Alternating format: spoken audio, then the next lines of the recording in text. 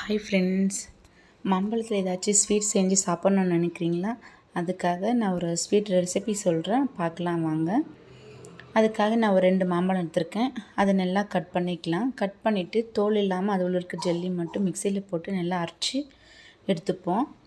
எடுத்துட்டு அது நல்லா அது உள்ள இருக்கிற நல்லா க்ளீனாக மொத்தமே கட் பண்ணி போட்டுக்கணும். எல்லாம் இது மாதிரி நான் காட்டுறேன் பாருங்கள். இது மாதிரி எல்லாமே அதில் இருக்கிற இது மட்டும் எல்லாமே எடுத்து அந்த மிக்சிக்குள்ளே போட்டுக்கலாம். மிக்சி ஜாரில் எல்லாம் கட் பண்ணி போடுறதுக்கப்புறமா கிரைண்ட் பண்ணிவிட்டு பேஸ்ட் மாதிரி அது மாதிரி எல்லாமே கிரைண்ட் பண்ணி எடுத்து வச்சுக்கலாம். எடுத்து வச்சதுக்கப்புறமா நான் 2 மாம்பழம் எடுத்துருக்கேன். அதனால நான் எல்லாமே ஸ்க்யூஸ் பண்ணி எடுத்து மிக்சி ஜாருக்குள்ளே போட்டு பேஸ்ட் மாதிரி ரெடி பண்ணி வச்சுன்னு இருக்கோம். அதுக்கப்புறமா அவங்களுக்கு எவ்வளோ ஸ்வீட் வேணுமோ நான் 2 மாம்பழத்துக்கு ஒரு 4 ஸ்பூன் சர்க்கரை எடுத்துருக்குறேன். எல்லாம் 2 மிக்சியில் அதில் போட்டு எல்லாமே மிக்ஸ் பண்ணி கிரைண்ட் பண்ணி எடுத்து வச்சுக்கலாம். ஃபர்ஸ்ட் ஆஃப் ஆல் எடுத்து வச்சுட்டு நீங்கள் எவ்வளோ மாம்பழம் போடுறீங்களோ அதுக்கு தகுந்த மாதிரி நீங்கள் சர்க்கரை போட்டுக்கலாம். அதெல்லாம் பிரச்சனை. நீங்கள் ஸ்வீட் நல்லா சாப்பிடுவீங்கன்னு நினச்சிங்கன்னா 4 ஸ்பூன் அப்படின்றது 5 ஸ்பூனாகவும் போட்டுக்கலாம், 6 ஸ்பூனாகவும் போட்டுக்கலாம். நான் 2 மாம்பழம் தான் எடுத்திருக்கேன். மினிமம் அது 1/2 kgக்குன்னா கம்மியாக இருக்கும் அந்த மாம்பழம். அதனால் நான் 4 ஸ்பூன் சர்க்கரை யூஸ் பண்ணியிருக்கேன். நெக்ஸ்ட்டு நம்ம பேன் வச்சுக்கலாம். லோ ஃப்ளேம் தான் எல்லாமே பண்ணணும், பார்த்துக்கோங்க. நான் ஆன் பண்ணி வச்சுருக்கேன். இப்போ தான் ஆன் பண்ணிவிட்டு நம்ம பேன் நம்ம வச்சுக்கலாம். வச்சுட்டு நம்ம அரைச்சி வச்சுருக்க இந்த மிக்ஸி ஜாருக்குள்ளே அரைச்சி வச்சுருக்கலாம் மாம்பழம் எல்லாமே எடுத்து அது உள்ளே போட்டுக்கலாம். நம்ம மாம்பழம் பேஸ்ட்டு போடுறதுக்கு முன்னாடி பேன் நல்லா சூடாக நல்லா இருக்கணும். சூடாக நல்லா காஞ்சிருக்கணும். இல்லைன்னா அது ஒரு மாதிரி காலை பிடிச்சிட்ட மாதிரி ஆகிடும், சீக்கிரமாக கெட்டு போயிடும். ஒரு 4 days 5 days கூட வச்சு ஸ்டோர் பண்ணி வச்சுன்னு சாப்பிட்டுக்கலாம் அந்த ஸ்வீட்டை. அதனால் பேன் நல்லா காஞ்சதுக்கப்புறமா தான் அந்த பேஸ்ட்டெல்லாம் அதுக்குள்ளே போடணும். அது வரைக்கும் போடக்கூடாது. போட்டிங்களன்னா சீக்கிரமாக 1 day 2 daysலேயே சாப்பிட்றணும். இல்லைன்னா அது ஒரு மாதிரி ஸ்மெல் வந்துடும். அதனால் தண்ணி இல்லாமல் சூடாக நல்லா இருக்கிற மாதிரி எல்லாம் ட்ரை ஆனதுக்கப்புறமா தான் பேஸ்ட்டு போடணும். போட்டதுக்கப்புறமா அது லோ ஃப்ளேம்லேயே வச்சு அது கலர் கொடுத்து இருந்துருக்கணும். அதான் கிண்டி கொடுத்துட்டே இருக்கணும். அதுக்கப்புறமா நான் ஒரு 3 ஏலக்காய் தான் எடுத்திருக்கேன். நாங்கள் அவ்வளோ அந்த ஸ்மெல் அவ்வளோ பிடிக்காது. அதனால் நான் டேஸ்ட்டுக்காக மட்டும்தான் ஒரு 3 ஏலக்காய் சும்மா அப்படி தட்டி தான் போட்டிருக்கேன். நீங்கள் பவுட்ரு பண்ணியும் போட்டுக்கலாம், எப்படியாச்சும் போட்டுக்கலாம்.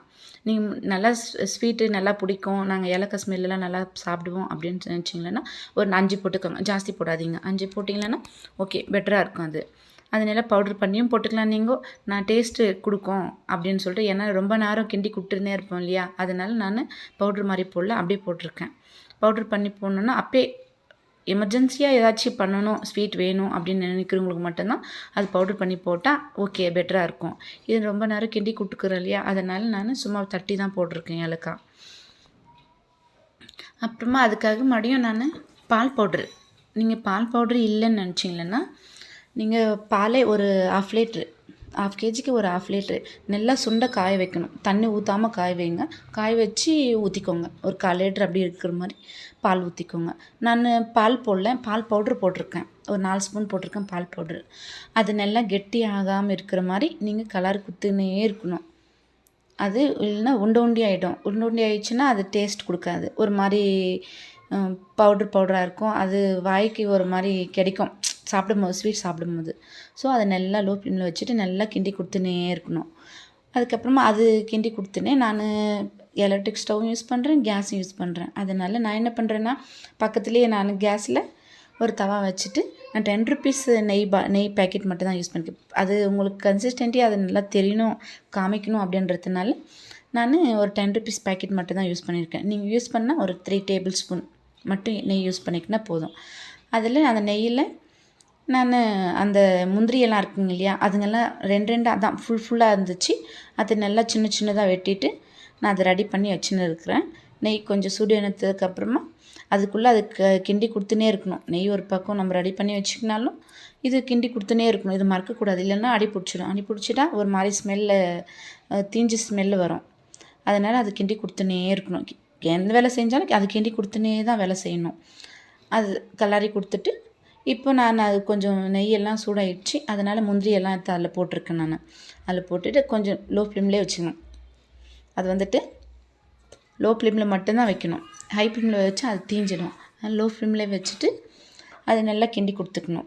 அது நல்லா கொஞ்சம் வந்ததுக்கப்புறமா கொஞ்சம் ப்ரௌனிஷாக வந்ததுக்கப்புறமா நான் வீடியோவில் கிளிக் பண்ணுற இதில் அது கொஞ்சம் டார்க் ப்ரௌனாக வந்துச்சு. அதனால் நீங்கள் கொஞ்சம் முன்னாடி எடுத்துக்கோங்க. கொஞ்சம் லைட்டாக ப்ரௌன் வந்துச்சு கொஞ்சம் முன்னாடியே. ஓகே பெட்டர் தான். ஆனாலும் நீங்கள் கொஞ்சம் பார்த்து நெய் லோ ஃப்ளேமில் வச்சு அது முந்திரி எல்லாம் இது பண்ணி ரெடி பண்ணி எடுத்து போட்டுக்கோங்க. அதுக்கப்புறமா நான் கிரேப்ஸ் யூஸ் பண்ணுறேன் இந்த ஸ்வீட்டுக்காக. இது ஒரு வாட்டி கலாரி கொடுங்க. நான் மறந்துட்டுருக்கேன், நீங்கள் கலாரி கொடுத்துனே இருக்குங்க. இல்லைன்னா அது தீஞ்சிடும், மாம்பழம் தீஞ்சிடும். அது கலாரி கொடுத்துனே இருங்க. அப்புறமா அந்த நெய்லேயே நான் என்ன பண்ணுவேன், ட்ரை கிரேப்ஸ் வந்து நான் அது ஒரு மாதிரி எந்த கிரேப்ஸுமே நீங்கள் ட்ரை கிரேப்ஸ் வாங்கினீங்கன்னா அது ஒரு மாதிரி கசக்கிற மாதிரி இருக்கும். ரேர் ஏதோ ஒன்று தான் நல்லாயிருக்கும் டேஸ்ட்டாக, அது கசக்கிற மாதிரி இருக்கும். அதனால் நான் நல்லா தண்ணியில் போட்டு நல்லா அழைச்சிட்டு அதில் தண்ணியெல்லாம் கொஞ்சம் நல்லா பிழிஞ்சிட்டேன் நான். நீங்களும் அதே மாதிரி பண்ணுங்கள். ஏன்னா ஹெல்த்தியாக கொடுக்கணும் பசங்களுக்கு. வந்து ரொம்ப ஹெல்த்தியாக கொடுத்தா தான் ஹெல்த்தியாக இருப்பாங்க பசங்க. இந்த ஸ்வீட்டு பசங்களுக்கும் கொடுக்கலாம். எங்கள் வீட்டில் ஒரு பையன் இருக்கிறான், 3 இயர்ஸ் தான். ஸோ அவனுக்கும் கொடுக்கலாம். சின்ன குழந்தைங்க மேபி ஒரு 2.5 இயர்ஸ்க்கு அப்புறமா ஸ்வீட்டு பசங்களுக்கு எல்லாருக்குமே கொடுக்கலாம். பெரியவங்களும் சாப்பிட்லாம். நான் என் பையனுக்காக தான், என் பையன் ரொம்ப விரும்பி சாப்பிடுவான், அதனால் இதை ரெடி பண்ணி வச்சுருக்கேன். அந்த கிரேப்ஸ் எல்லாம் நெய்யில் போட்டு நல்லா இது பண்ணிவிட்டு ட்ரை கொஞ்சம் நல்லா இது ஆனதுக்கப்புறமா எடுத்து மறுபடியும் நான் அதில் போட்டுட்டேன். நல்லா கலக்கி கிண்டி விட்ருங்க. கிண்டி விட்டதுக்கப்புறமா இது ஸ்வீட் பாருங்கள், நீங்கள் உங்களுக்கு எவ்வளோ ஸ்வீட்டு ஓகே இது பெட்டரு அப்படின்னு கொஞ்சம் டேஸ்ட் பண்ணி பாருங்கள். இன்னும் வேணும் அப்படின்னு நினச்சிங்களேன்னா பால் ஊற்றாதீங்க. இந்த டைமில் வந்து பால் பவுடர் போடுங்க. பால் பவுடர் போட்டு நல்லா கொஞ்சம் கிண்டி விட்டுக்கோங்க.